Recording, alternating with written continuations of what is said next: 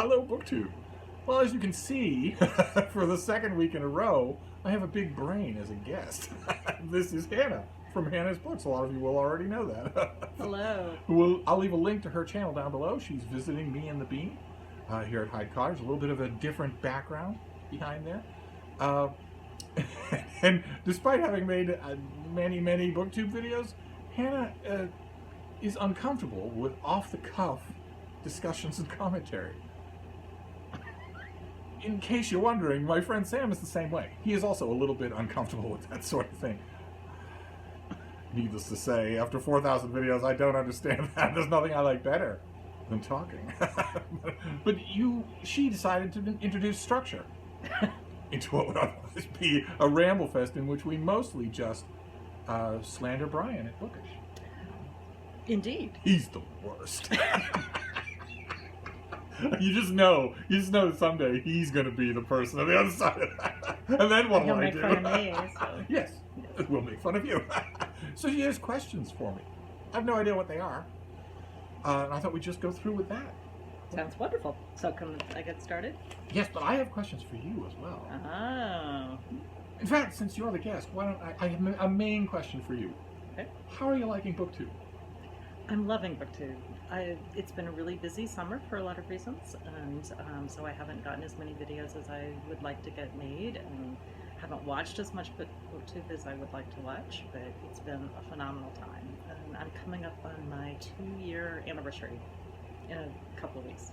I get the impression that a lot of you, viewers and booktubers, have been having that same kind of summer that just won't leave you alone, which is not what summers are supposed to be like. But I get the impression I watch a lot of BookTube, and I get that same impression from a lot of people that this summer is being just a monster of a distraction. But you have found that the much touted community aspect of BookTube is absolutely true. Absolutely. And meeting you is a clear example. Well, every community has one, don't they? but the thing that for instance, for new people, for people who are maybe just started watching my channel, or who aren't maybe brand new, but are wondering if this talk they hear in this little corner of BookTube is right, it isn't just coming from me, right? Oh, they hear no, it is a real thing. I know readers across the world now that feel like friends, and siblings even, and cousins, and yes. And the stories are so varied. You'll have people who, like for instance me or you, have bookish people to talk to. Yes. And then you'll have people who absolutely do not. Right. I mean, I've gotten so many comments from my channel, I'm sure you have too, people are saying, if I didn't talk, in air quotes, books with you when you have a video, I wouldn't talk books with anybody that week. Well, I don't think I get as much of that as you do, because I don't read as much. I don't know as many books as you do. I think you're a special case. But yes, it's this community. Almost exclusively bookish friends. Yeah. And it gets a little wearying, BookTube, because the last there's 2 bookish friends in a row here now that have 4-digit IQs. Oh. I think I'm due for a few teenage weightlifters. We won't make videos, because what would they talk about? C-spot run? But at least I'd be able to bounce a quarter off their abs. I think that would make a good visual. So, all right. So, just to cover that ground, the hype is real, as they say on Twitter. The community aspect, the friend aspect of this little corner of BookTube. You have the long and the short of it here. The smartest booktuber and the most prolific. Let's just say. Let's just be diplomatic. And one of the shyest. And there are ways even for absolutely. There are ways even for quiet and shy people who are camera shy, even, to find ways to do BookTube. Yeah, far more than the extent that we've read or the extent that we like to talk extemporaneously. That is the case in which Hannah and I are opposite ends of the spectrum in terms of shyness. And she's better liked and more respected than I am by a wide margin. So it's possible. If you're out there and you're wondering if it's real and if maybe you want to try it, it is real and you should try it. Now let's get on to the embarrassing And you questions. should come to Boston. Absolutely. Come to Boston. There is a space here in Hyde Cottage for guests. If you go back, I don't advise this, but if you go back in my back catalog of videos, you will find guest videos up the wazoo from all kinds of riffraff. So you have embarrassing questions.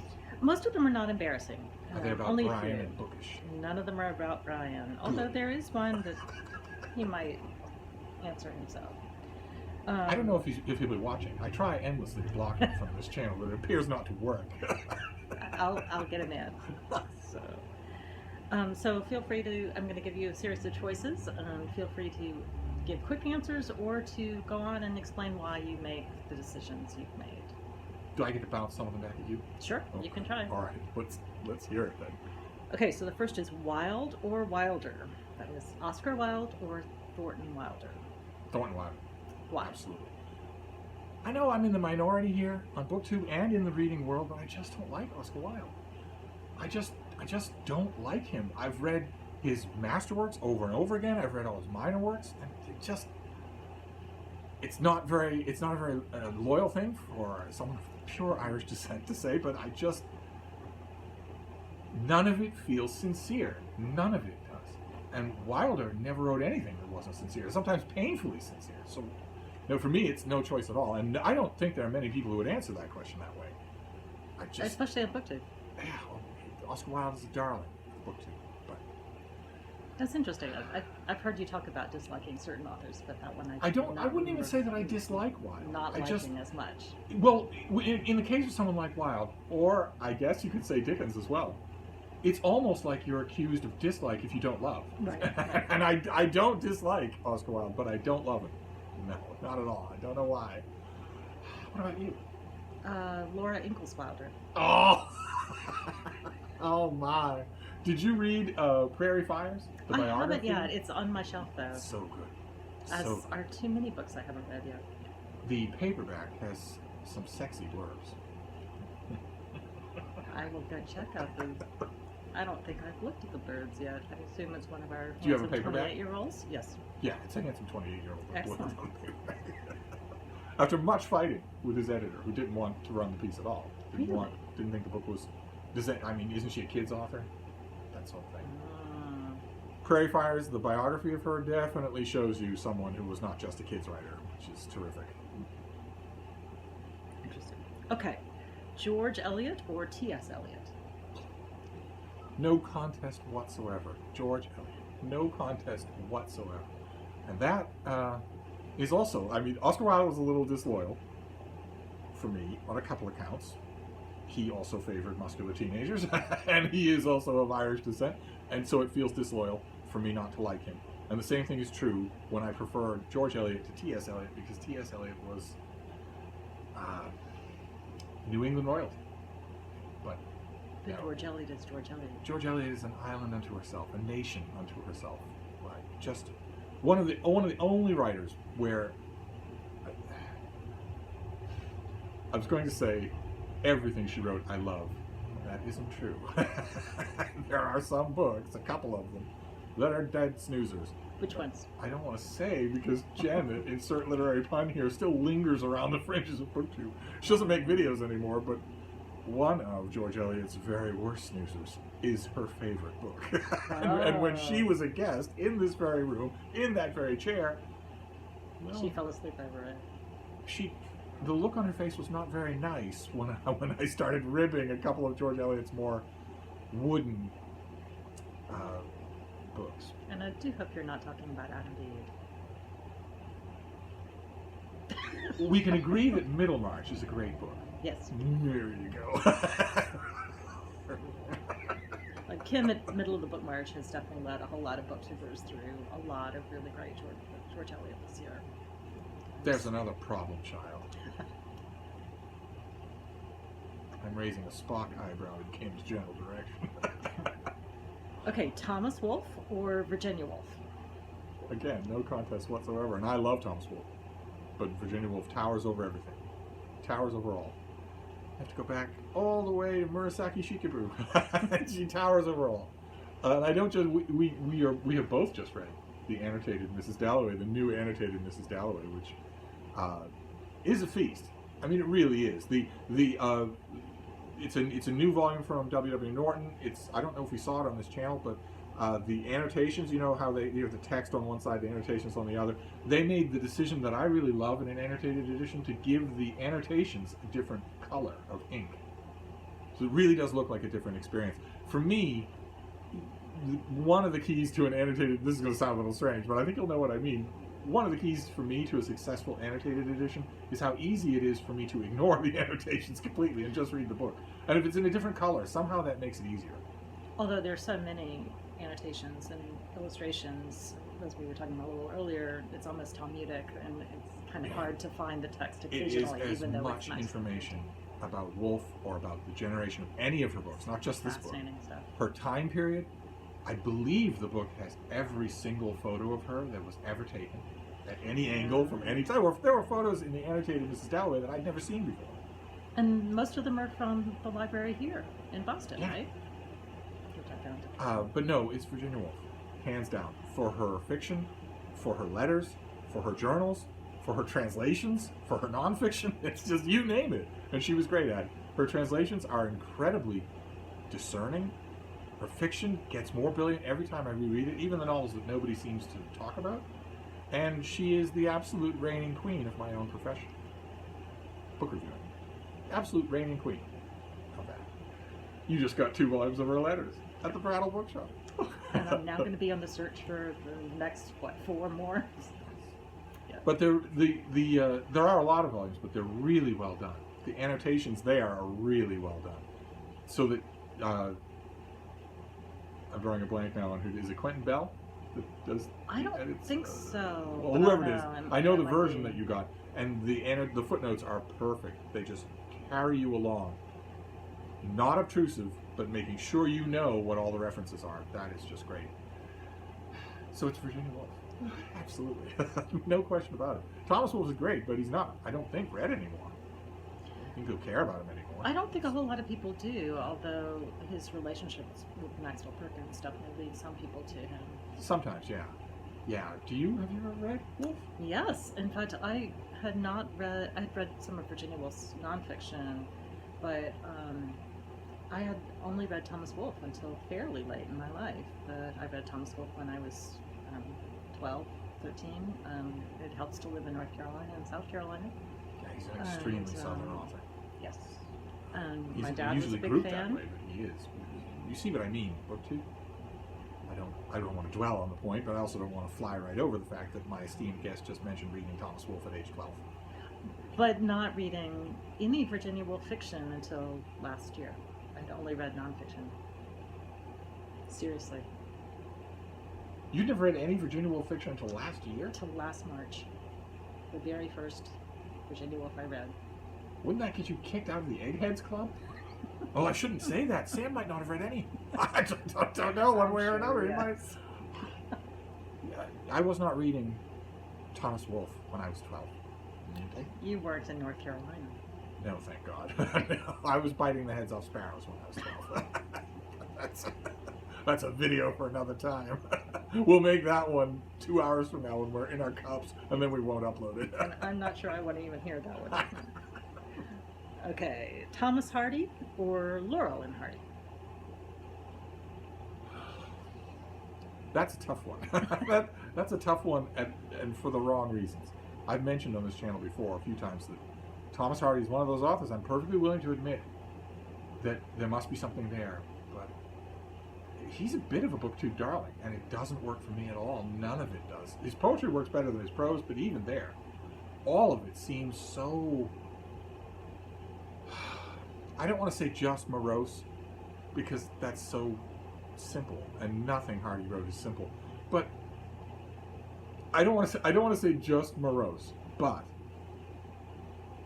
I do get the feeling in anything of his that I read that if you removed morose from his character makeup, there wouldn't be anything. He wouldn't write. There wouldn't be anything at all. So I'm not saying it's all morose, but without that is the foundation stone of it all, I think, and that just it gets a little wearisome to me. But by the same token, Laurel and Hardy, this is probably going to offend Sean D. Standfast, but I only like the one routine that everybody knows, Who's on First. That's the only thing I like by them. And when I've occasionally watched movies of theirs, God, it's torture. It's just torture. I don't get the impression. Okay, this is a little bit guilty, but I don't remember which one is the fat one and which one is the skinny one. Nobody does, right? That's kind of the joke of Laurel and Hardy, is that no one remembers. But I know you're not supposed to say it now, right? Healthy at all sizes. Oh, she told me don't get into this sort of thing, and I'm not going to. But I'm going to say the fat one. All right, I'm allowed to say the fat one just for the purposes of this video. The one who is fatter than the other. I don't get the impression that he has any comedic ability at all. Not even any comedic awareness. I bet he was a horrible person to know. And together, I don't see it. I just don't see it. I'm sorry. It'd be tough to choose because I don't particularly like either one of them. There you go. Let's hurry on to the next question. Well, I love Thomas Hardy. You do. Right now, I'm reading Thomas Hardy. I'm reading Jude with Lukács. A cool reader's thesis. That's another megawatt brain. Right? Yes, indeed. You can spot them a mile off. And Lukács is another one. I don't know. We'd probably have fun. He's a great buddy reader from what I've seen so far. No, nobody buddy reads with me. I smell. No, he does.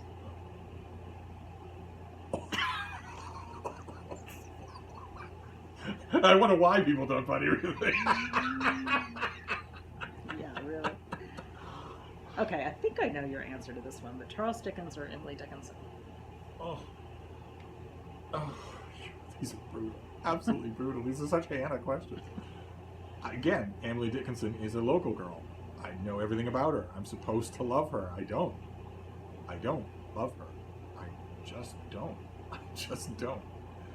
I know that Emily Dickinson purists will always go straight to the orthography. They'll go straight to the punctuation. They'll go straight to that. And they will go on and on about how some of her earlier presenters, her earlier editors would regularize and straighten out her verses. And they'll go on and on about what a travesty that is. And you think it's better? I have always thought, if that's what you're saying, then what kind of a poet are you describing? I mean, if you take Tintern Abbey, pull it apart like a ball of yarn and just stick it back together as a paragraph, you're going to read that paragraph and say that was incredibly beautiful. It's not going to make a fundamental difference.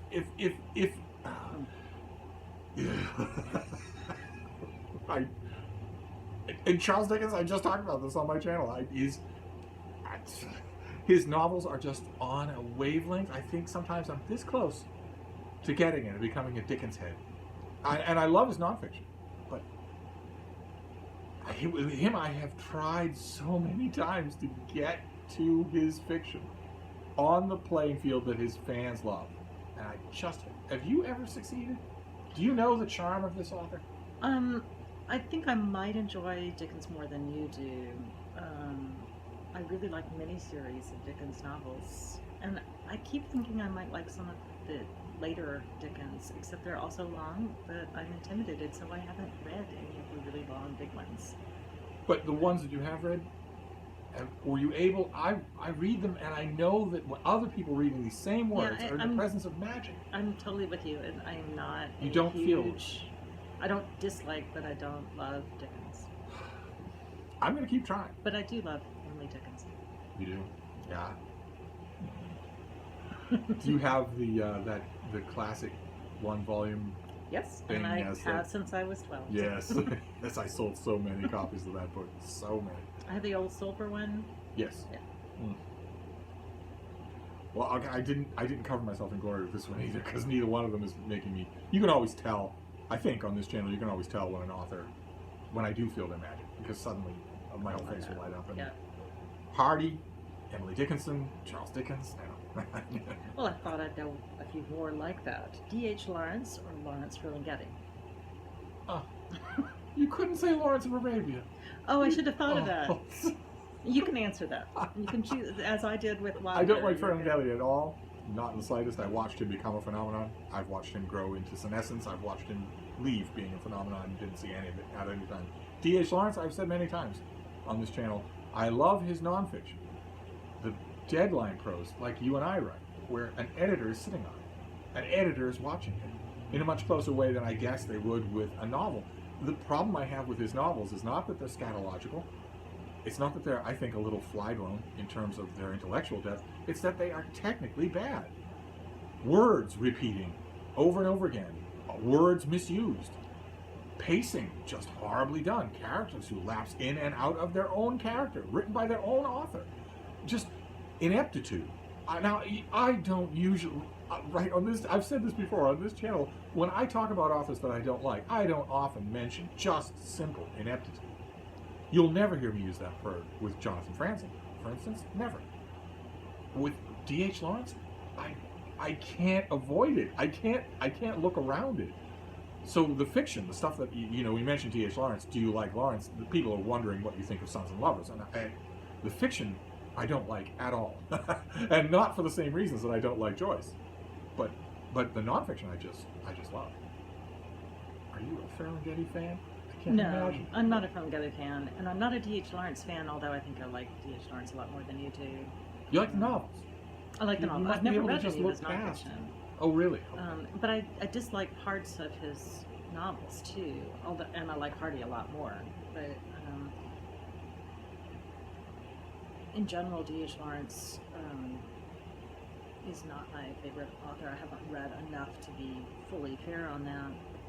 I read Lady Chatterley's Lover years ago, and immediately read Ian Forster's Morris afterwards, and was just stunned because I read them back to back. That it's like, who's copying who? Mm-hmm. It was and who's copying who? Yes. Who's doing it better? It's like they aren't even the same species of human being. Yeah. There's not even a comparison. And it's in some ways the same book. Characters are just so much. Morris is a masterpiece. Yeah. And as long as we're talking about masterpieces, allow me to mention D.H. Lawrence, or Lawrence of Arabia's book, Seven Pillars of Wisdom. If it had come up last week with my last brainy guest, it would have been another life and fate moment. Because Sam and I both love the book. Absolutely love it. It is a towering work of nonfiction in the 20th century. Towering. It belongs on the same shelf with Black Lamb and Grey Falcon. And I haven't read it. I just thought I would toss it. I just thought I would toss it out there since we're talking about Lawrence's.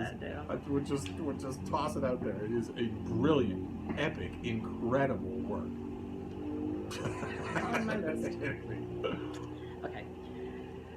This one should be. You probably answered this one before, but this one should be one that you'll be happier with. Anthony Trollope's Palliser series or the Barsetshire series? The Palliser books. I honestly get the feeling. I mean, they're both series. First of all, let's clarify, just in case somebody's wondering or jotting these things down themselves. These aren't series in the way that you would think, right? You can come in anywhere. You don't, except for a couple of instances where one book is a sequel to another. You don't have to worry about it. But when I read them, I know that people like the Barsetshire novels better, but I honestly get the impression that Trollope is enjoying himself more in the Palliser books. Interesting. Do you? I haven't read the Palliser series. Any of them? I have not read much of the Barsetshire series yet. Yeah, no. But it's on my list. I thought I was going to read them all last year, and then the year got so crazy. The Palliser novels, though. Have you read? None of them. None of them? None of them? You haven't read The Warden? I've read The Warden. That's Barsetshire. Oh.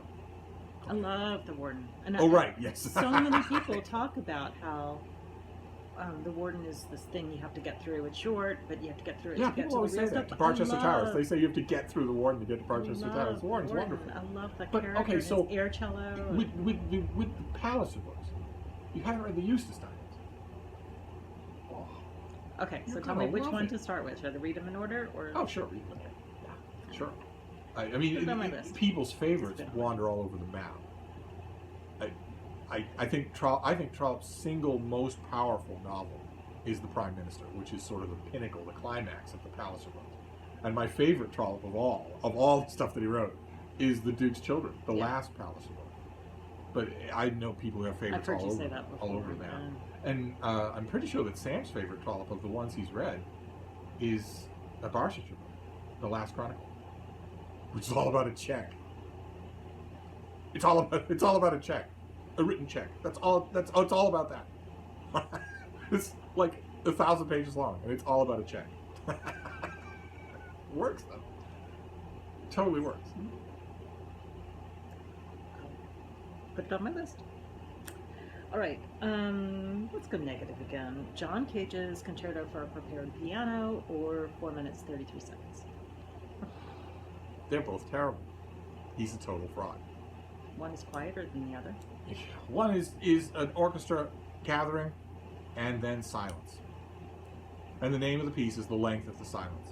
And that is exactly the same as some modern art huckster framing a blank canvas and selling it to the MoMA for $15 million.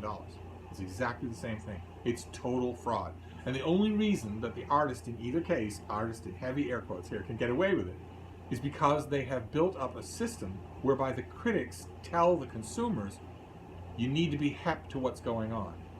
There's something going on here that's beyond you, and if you take our word for it, you'll be in the know. We won't mock you. We won't laugh at you. Total hogwash. Absolute total hogwash. But you have a music genius son, so I bet you've got a dog in this race, haven't you? Well, I liked prepared piano when I was young, but and my dad loved the joke of 4 minutes and 33 seconds. But Abe actually introduced me to a death metal drummer on YouTube. I don't remember what his name was, who does a version of 4 minutes and 33 seconds, but he really picks up the pace a bit, and it is great. So I'll recommend that. I won't continue a tirade. I've talked about it before. The critic's job is to inform your buying decisions, not to tell you that you're a hog out in the field and they know what's right. If you're looking at a canvas that is ugly, no critic in the world should be able to say to you, it's actually beautiful and you just don't see it. And if the critic tells you that, feel free to pitch them head first off the highest balcony of the Guggenheim. It's an inverted ziggurat. They'll probably fall for about 5 minutes before they hit the floor. And then the miraculous spray of blood and brain matter. Oh, it's definitely a Corcoran. No one else could do a death spray like this. Oh no. You think it's ugly? You think it's grotesque? Oh no. I don't know what kind of death sprays you see. Is it Oshkosh you live in? Eat the whole business. Just the whole business. God. So you're not going to be an art critic, huh? The last art critic who thought anything like I did was Robert Hughes, and he's long gone, so... Yeah, I saw his book on your shelf, actually. He was a lot more tolerant of that kind of thing than I am. A lot more tolerant. He was able to see... But he was a lot more tolerant of the crap that's at the MoMA. He's a lot more willing to find beauty in it, but we shared one thing absolutely in common, which was an absolutely vicious hatred of condescending critics. Yeah. Hatred of them. I'm going to try not to go on a rant for every question. Oh, I love the crap at the MoMA. Okay, You don't. I do. I don't know anything about art, but I really love modern art. You don't. I do. I don't know much. Oh, but... The MoMA. You enjoyed your Well, time. actually, I haven't been to the MoMA in so long. It's still crappy. The MoMA example, I guarantee. The National Gallery East Wing. Oh or no! Hirschler No, and some of them. not the East Wing. I No. love the East Wing. At least tell me that by the time you got to the East Wing, you'd had a few glasses of champagne. Oh no, I haven't. No. I should try that though. That sounds like an excellent. I wanted combination. Klonopin when I went. I just give me an IV bag to get me through this. Okay, it's a pedestal with a rusted pipe covered in formaldehyde. Yes, isn't it? I know. You didn't hear the emphasis of my question. Okay, let's go move into on. a less controversial one. Charlotte Bronte, Emily Bronte, or Anne? Oh, God help us. I always answer this. Whenever people ask this, I always say Branwell. Okay. Because honestly, I recognize the kind of elemental power, almost like a storm rather than a work of fiction. I recognize the elements of that, especially in my mind, Wuthering Heights. I recognize that. But, and I recognize that, of course, that is the product of work. Storms don't write books. It's the product of work and tremendous amount of skill to be able to create that impression. But, I mean, Ten and Wildfell Hall is a more formally constructed novel, and it's probably just that my judgment on me as a reader of fiction that ultimately tend to find stuff like that more enjoyable. Is that wrong? I mean, No, I mean, first of all, it's personal to a degree. My favorite thing of all is Jane Eyre. Yeah. And that is not an acceptable opinion on BookTube. Oh. In some quarters of BookTube. It's definitely my favorite. It's my favorite really? book ever. It's your favorite book of all?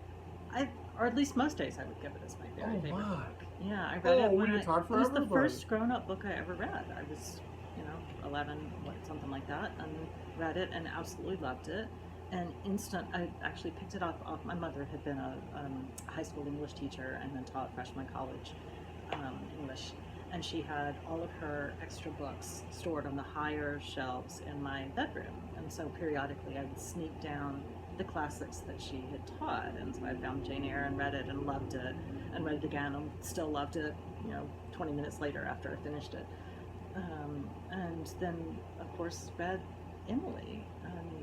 Wuthering Heights is not Jane Eyre. It's not and Jane Eyre. It's not her fault that it's not. I mean, No. it's not her responsibility, but it meant that I hated Wuthering Heights, and I still don't really like Wuthering Heights. But I'm guessing, from what little I've heard, that you sneak down a book from that shelf just as a colloquialism, that your mother would have been overjoyed.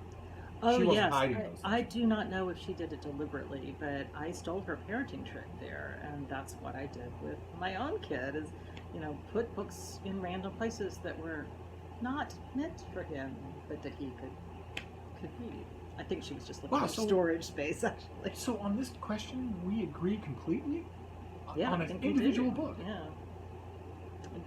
I just love that book. Go Jane Eyre. I love it Yeah, too. actually, it's fantastic. I read Jane Eyre at a time where I think she influenced how I saw myself. How I created myself was based. There's another character that I also felt that way about that we'll get to. The quiet one who was plain, and that's how I saw myself. Razor sharp. Well, insistent but quiet. And that combination is, I don't think razor sharp is necessarily what Jane is or what I am, but the sure of herself in a certain sense, but also very quiet is definitely. The quiet resonated with me too. So funny. Something funny. Quiet, introspective, shy. So how about Henry James or William James? William James. Well, I always refer to him as the interesting James brother. I shouldn't be so glib about that, because Henry James, I love William James's writing. I think it's just brilliant, and maybe that's just a reflection of a predilection on my own part for nonfiction. But Henry James is not the same for me as Thomas Hardy or Charles Dickens. I do get into the magic of his books. I do definitely feel it. And every time, I shouldn't be so quick to say, because every time I go back for a big reread of Henry James, not just one book but many, I love them a lot more. God knows what would happen. Maybe in 2022, I should do just a stem to stern reread of Henry James. He's not on my list for 2022, but maybe I should put him there. Because the bigger stuff, I probably would love it just right out of the world, considering how much that increases every time. So make sure you do Portrait of a Lady, because I still haven't read Portrait of a Lady. Oh, Portrait of a Lady is one of the ones that I loved right from the beginning. Good Lord. Well, I vaguely remember, I may be misremembering, but I think I watched a video where Sam was visiting you, and Sam confessed to not having read Portrait of a Lady. Yeah, it always confuses me. James is a pure Sam author, and yet he's read almost none of it. He will, eventually. He will. Eventually, you all will. Well, he's a little busy with He's a little busy. the Connecticut divorces, right? Yes. Yes. But I'm going to say William James, but that could easily change. Henry James approaches closer and closer to a Trollope level of love and adoration for me every time I reread him. So it could happen. It could very well happen. Oh, on that front, how about Daisy Miller versus Daisy from The Great Gatsby? Daisy Miller. There's no offense to Fitzgerald, but there's no character of Fitzgerald that lives for me. That lives for me as a figure. I think like Nick Jane. Does for me, but Does he? I don't see compared it. to Daisy. Nick seems to me like I read The Great Gatsby, and when I think about Nick, I think, all right, the most this is is a highlighted player's handbook that the actor who's going to play Nick needs to see his own lines first. That's all it ever says to me is a part. I read The Great Gatsby and I read Nick and I think, I never read Nick without thinking that I am Dick Burbage from Shakespeare's Company. That's all. Burbage could never read anything except, would I be good for this? That's all I think when I read, actually a lot of Fitzgerald. I read it and I think I'm looking at a prompt book. Oh, that's fascinating. They don't live for me in the way that Jane does, in the way Right. that you know, for instance, Lady Glencora in the Palliser novels does. They don't live for me as a character that just steps off the stage. And there are quite a few people like that in Henry James. So, but are you a fan of The Great Gatsby? Are you a fan of Fitzgerald? I read Great Gatsby when I was young enough that it definitely has a resonance, and I still have my high school Great Gatsby copy with my preliminary underlinings. Good Lord, the first time I ever kept all took those notes. books. I didn't keep all of them. I mean, I kept all of the books in my. What about that heart, Jane Eyre but copy? Did you keep that? It's at my parents' house still, I think. But I wouldn't swear to it. It was a very old copy when I read it, even. And it was my mom's falling apart copy from, paperback. The Great Gatsby hadn't yet been written when I was alive. But seeing the notes that I took as a kid definitely is always fun when I read The Great Gatsby. And I enjoyed reading it with my kid. What about the rest of Fitzgerald?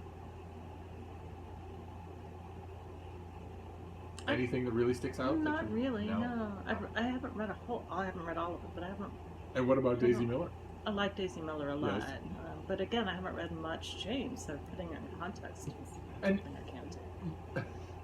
This is a bit of a jump. I think one person listening who tends to listen to my videos will know exactly why I'm making this jump. But speaking of Daisy Miller, do you like Theodore Dreiser? I've never read the Never Dreiser. Okay, all right. He's leaving though. He's leaving the scene, so there's less need. Have you read the new? I've forgotten who the author is, but Nick, the retelling of Great Gatsby. What do you think? I'm on record. I've reviewed Oh, I'll go look. but I didn't think it was successful at all. No matter what you think of The Great Gatsby, no matter whether you love it or you have it tattooed on your back or whether you think that it's silly, there is magic there, and there's no way to recapture that. There's no way to do it. I don't think anyone should try. I know of almost no examples where it's successful. I can think of, off the top of my head, only a handful of examples that are successful. Longbourn by Joe Baker. Successful, in a way, but people actually revisiting characters and settings or even premises? Right. Have you tried Alec, the Ian Forster? I did. Yeah, Same thing. Yeah. Yeah. Who cares? That's my feeling when I got to the end of this is a fairly new book about the tussle-headed urchin in Morris, and I got to the end of it and thought, who cares? Who cares what your story is? Who cares what you thought? Which Wow. isn't me saying that I don't care about the character, but I care about him in the book. You see what I mean? It's not me being heartless. It's me thinking, why should I care? Why should I bother if there isn't genius here? The same level of genius, even. I think my natural instinct, at least when I was younger, was always to sort of want the story to continue. Yeah. Oh, yeah. You So I definitely would want the dream story. something Do you like have any that. examples in mind Not where a it's one. successful? Not a one. The I often lower don't the, even like it if the authors carry the story. yeah, if the author carries it forward, not in the Palliser's case. Trollope can revisit Lady Glen as often as he wants, in my opinion.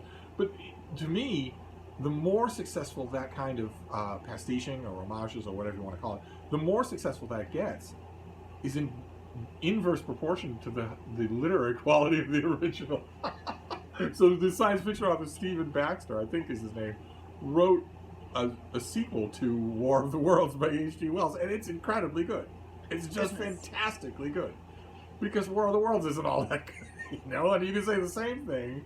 Keep in mind, I love these books, but you can say the same thing about pastiches on Dracula or the endless pastiches of Sherlock Holmes. Those I don't mind so much because they're not trying to break in on the magic,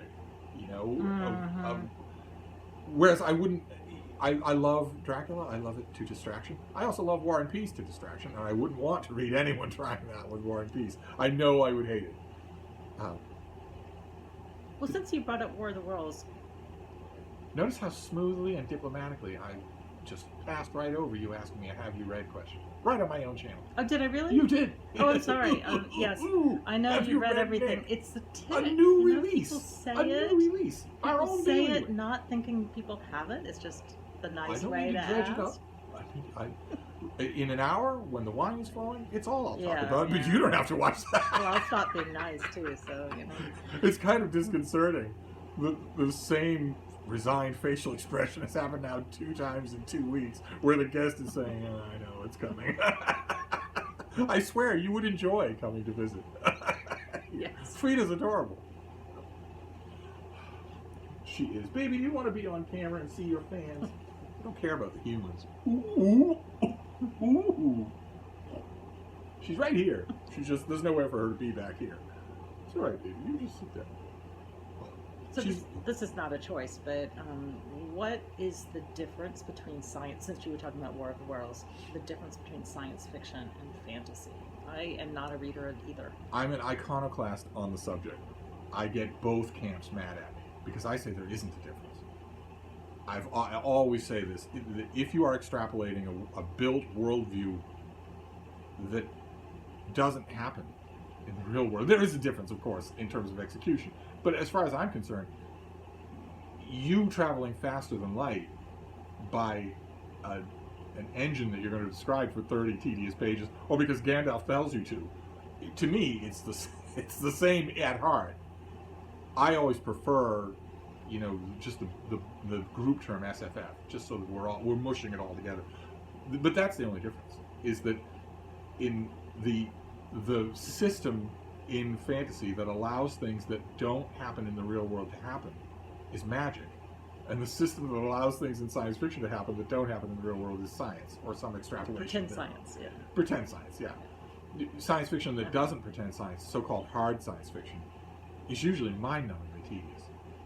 Because it's all limitations. The minute you do it, you realize it's all limitations. That if you were to introduce any kind of space travel, humans couldn't get anywhere outside their local group. Because everything's getting, you know, it's blasting apart, away from each other so fast that no matter how fast you go, it'll never be fast enough. Nobody wants to think that. They want to think, you know, this empire has 10,000 worlds in it. That would never happen. That's not physically possible.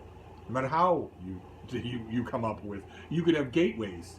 That's a popular way for science fiction writers to get around it. Some of them realize, no matter how fast the faster than light drive is, these planets are getting further away from each other every second, so it's not going to be fast enough. So they make gateways instead.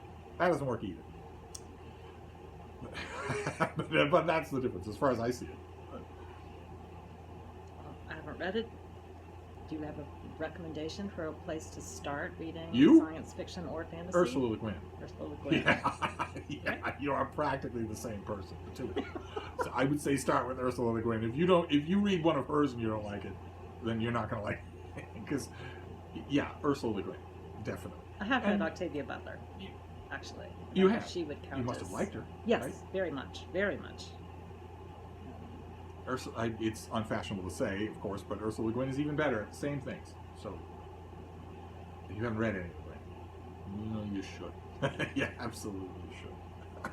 That time too. But once upon a time, eons ago, when there was no internet, and when there was no Hyde Cottage, if we'd had this little camera in front of us, she would have been here. She and I talked and schmoozed about books all the time. Wow. I can recommend books of hers, but so can BookTube. She's the one to read. I bet a lot of you science fiction fans out there watching this video, when she said, "Who should I start with?" I bet a lot of you beat me to saying Ursula Le Guin. I bet a lot of you said that out loud to the camera. So am I reading this correctly that we're at 40-something Oh, minutes? good God, we are. I have more questions. You want to try a second one? Yes, let's make a second video. Oh my God, sorry, BookTube.